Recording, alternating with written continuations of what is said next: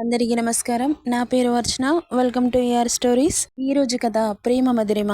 ఆమె ఇబ్బందిని ఏమాత్రం పట్టించుకోకుండా అతని గుండెలపై ఉన్న ఆమె చేతులని గోడకి అదిమి అతని పెదాలని ఆమె పెదాలకి టచ్ అయ్యేలా చేస్తుంటే హార్ట్ స్పీడ్ పెరిగి అటు ఇటు కంగారుగా కళ్ళు తిప్పుతూ ఉంటే షెల్ వి కమిట్ అన్నాడు హస్కీగా ఆమె కళ్ళలోకి డీప్గా చూస్తూ.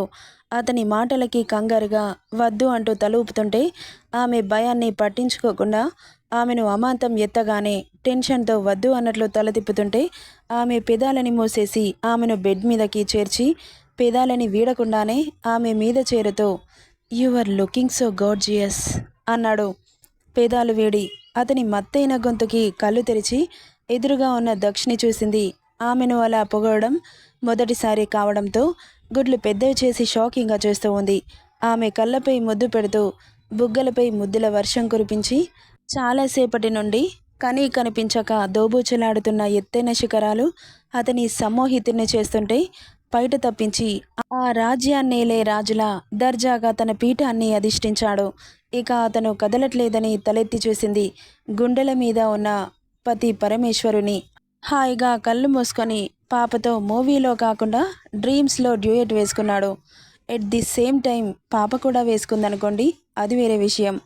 నల్లని కాటుక పెట్టి గాజులు పెట్టి గజ్జా కట్టి గుట్టుగా సింటే కొట్టి వడ్డానాలే ఒంటికి పెట్టి తెల్లని చీర కట్టి మల్లెలు చుట్టి కుప్పున పెట్టి పచ్చని పాదాలకి మెర్రని బొట్టు పారామెట్టి చీకటింట దీపామెట్టి చీకు చింత పక్క నెట్టి నిన్ను నాలో దాచిపెట్టి నన్ను నీకు దోచిపెట్టి పెట్టు పోతా వద్దే చిట్టింకి చెయ్యి పట్టి నాడే కోసే వల్లంకి పెట్టేది మూడే ముల్లమ్మి నువ్వు పుట్టింది నా కోసమమ్మి ఇక నీ సొగసు నా వయసు పేనుకునే ప్రేమలలో యమహో నీ యమ యమ అందం చెలరేగింది ఎగదిగా తాపం. నెక్స్ట్ డే మార్నింగ్ మెలకు వచ్చిన దక్షిత కళ్ళు తెరిచి చూడగానే ఎదురుగా ఆమె పతి రూపం స్వచ్ఛంగా కనిపించగానే ఆమె పెదాలు విచ్చుకొని అతని గుండెలపై ముద్దు పెట్టింది. సున్నితమైన పెదాలకి ఆమె జుట్టు లోపలికి అతని వేళ్లు జొప్పించి కుదుళ్ళని గట్టిగా బిగించి అలాగే గుండెలకు అదుముకున్నాడు. అతని దృఢమైన ఛాతీ నొసలికి తగలగానే ఆవు అంటూ అరిచింది. క్యాట్వా అలా అరుస్తున్నావు, సైలెంట్గా పడుకో అంటూ గదమగానే ఇది చెస్టునా స్టోనా ఇంత హార్డ్గా ఉంది అంటూ నుదురు రుద్దుకుంటుంటే ఏయ్ డస్కి ఏంటి నీ గోలా, కామ్గా పడుకో, మార్నింగ్ 9 అవుతోంది బాబు, ఇంకా పడుకోవాలా, కడుపులో తమరి బేబీ గిరిగిరా తిరిగేస్తోంది మరి ఆకలికి అంటుంటే గబుక్కున లేచి ఆమెను బెడ్ మీద పడుకోబెట్టి పొట్టపై చీర పక్కకు జరిపి చేయి పెట్టి చూస్తున్నాడు. అతని చర్యకి అయోమయంగా చూస్తూ ఉంది. ఏదే తిరుగుతుంది అన్నావు, ఎక్కడా అంటూ పొట్టంతా తడుముతుంటే పాపకి అతని స్పర్శతో గొంతులో మాట బయటకు రావట్లేదు. ఉక్కిరి బిక్కిరవుతోంది. ఏయ్ డస్కి ఏమైందే, ఇప్పటి వరకేమో కాకిలా అరిచావు, అడుగుతుంటే సమాధానం చెప్పవేంటి అంటూ ఆతృతగా పొట్టని తడిమి చూస్తున్న బాబుని, బాబు మాటలను పట్టించుకునే స్థితిలో ఎక్కడుంది, ఫ్రీజ్ అయిపోయింది అతని చేష్టలకి. పాప నుండి ఎలాంటి సౌండ్ రావట్లేదని తలెత్తి చూశాడు.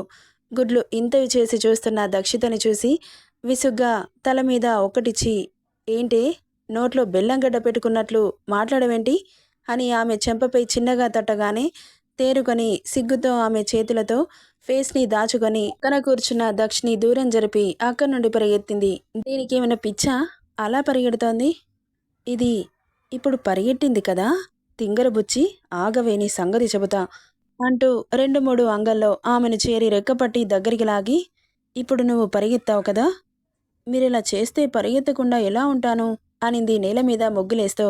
ఆమె సిగ్గుకి చిరాకొస్తుంటే బుగ్గలు వత్తిపట్టి వేషాలేస్తున్నావా, ఎంత జాగ్రత్తగా ఉండమని చెప్పింది డాక్టర్, పడుచు పిల్లలా అలా పరిగెడుతున్నావు. బావా నేను పడుచు పిల్లను కాదా, కాదు తల్లి పిల్లవి, ఆ మాత్రం కామన్ సెన్స్ లేదా, ఎగేసుకొని ఉరుకుతున్నావు, ఇంకొకసారి నీ కాళ్ళు కింద పెడితే కట్ చేసి పడేస్తా అంటుంటే కాళ్ళని భయంగా తడుముకుంది. కాళ్ళు కాదు నీ జుట్టుని అని ఆమె జుట్టు పట్టుకున్నాడు. అమ్మో అంటూ భయంగా ఆ జుట్టుని గట్టిగా పట్టుకుంది.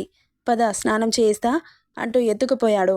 బావా ఏం చేస్తున్నావు నువ్వు, నేను చేస్తాను కదా, నువ్వు నా కళ్ళ ముందే కేర్ తీసుకోకుండా ప్రవర్తిస్తున్నావు. వాష్రూమ్లో నా కళ్ళు గప్పి ఇంకేం చేస్తావో అంటుంటే కళ్ళు పెద్దవి చేసి నీ కళ్ళు గప్పి నేనేం చేస్తాను అనింది ఆశ్చర్యంగా. ఆమె మాటకి సమాధానం ఇవ్వకుండానే వాష్రూమ్లో దింపి డోర్ క్లోజ్ చేశాడు. డోర్ సౌండ్కి ఉలిక్కిపడి బావా ప్లీజ్ నువ్విలా చేస్తే అత్తయ్యకు చెబుతా అనింది వేలు చూపిస్తూ కంప్లైంట్గా. ఆమె అలా మాట్లాడుతుంటే నవ్వొస్తోంది కానీ బయటకి చూపిస్తాడా? కోపంగా ఆమె ఒంటి మీద బట్టలు రిమూవ్ చేస్తూ ఉంటే ప్లీజ్ బావా నీ చూపులకి నాకు ఏదోదో అవుతుంది. నీ చేతులు నా ఒంటికి తాకితే అమ్మో ఏమైనా ఉందా? నన్ను చంపకు బాబు ప్లీజ్ వదిలేసేయ్. ఏమవుతుంది డస్కీ అన్నాడు కొంటెగా చూస్తూ.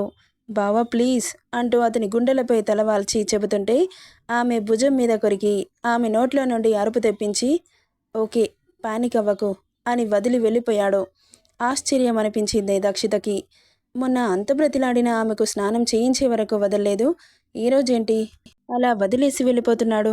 పైగా అతని ఫీలింగ్స్ని కంట్రోల్ చేసుకున్నట్లుగా అనిపిస్తోంది అని వెళ్ళిన దక్షిని చూసి ఆలోచనలో పడింది. ఏయ్ ఎంతసేపు వాటర్లో జలుబు చేస్తుంది అన్న వాయిస్ వినిపించగానే ఉలిక్కిపడి వస్తున్న బావా స్నానం త్వరగా ముగించుకొని టవల్ చుట్టుకొని బయటకు రాగానే ఆమెను ఆ పొజిషన్లో చూసి ఫ్రీజ్ అయిపోయాడు. బావా అంటూ కదిలించింది. ఉలిక్కిపడి చూశాడు. ఏమైంది అలా చూస్తున్నావు? నథింగ్ అంటూ తల తిప్పేసుకొని అతను కూడా ఆల్రెడీ ఫ్రెష్ అవడంతో రెడీ అయ్యి కిందకి రా అని ఆమెను చూడకుండానే వెళ్ళిపోయాడు. బావకి ఏమైంది అలా వెళ్ళిపోతున్నాడు అని ఆశ్చర్యంగా చూస్తూ చీర కట్టుకొని రెడీ అయి కిందకెళ్ళింది. సోఫాలో కూర్చొని పేపర్ చదువుతున్న దక్ష్ తల తిప్పి దక్షితని చూశాడు. లైట్ గ్రీన్ కలర్ సిఫాన్ శారీలో ఎక్కడ ఏం ఉండాలో ఎంతుండాలో అలా ఒద్దికగా అమర్చి ఉన్న తన శరీర సౌష్ఠవం, మెడలో కొత్తగా చేరిన తాలిబొట్టు, పాపిట్లో సింధూరం మరింత అందాన్ని తెచ్చిపెడుతుంటే మై మరిచిపోయాడు. ఇక రెప్ప వేయక చూస్తున్న పతి దగ్గరికి వచ్చి ఏంటని కళ్ళెగరేసింది. నథింగ్ అంటూ తల తిప్పేసుకున్నాడు. అసలు బావకి ఏమైంది? ఎందుకిలా బిహేవ్ చేస్తున్నాడు అని సావిత్రి పిలిస్తే వెళ్ళింది. అబ్బాయికి కాఫీ తీసుకెళ్ళమ్మా అంటూ గ్లాస్ చేతిలో పెట్టింది. సరేనంటూ దక్షకి కాఫీ తీసుకెళ్లిన దక్షిత ఏమైంది బావా అంటూ కాఫీ తన ముందు పెట్టింది. ఏం లేదని చెప్పానుగా అన్నాడు కాఫీ తీసుకుంటూ. లేదు నువ్వు చాలా మూడీగా ఉన్నావు, నన్ను చూడట్లేదు, ఏమైంది నీకు? ఏంటి డస్కి విసిగిస్తున్నావు? వెళ్ళిపోనా అంటుంటే వద్దులే నేనే వెళ్ళిపోతాను అని మూతి ముడిచి అక్కడి నుండి లేచింది. వెళ్తున్న తనని క్షణం చూసి తల తిప్పేసుకున్నాడు. ఆమె వాలు జడని చూసి అతని మది వశం తప్పుతోంది. మరేం చేస్తాడు? ఉక్కిరి బిక్కిరి చేసేస్తోంది తన కళ్ళ ముందుంటే. సిరిని చూడాలన్న కోరిక నిలువనివ్వడం లేదు. కాఫీ తాగేసి అక్కడి నుండి లేచి తన రూమ్కి వెళ్ళిపోయాడు.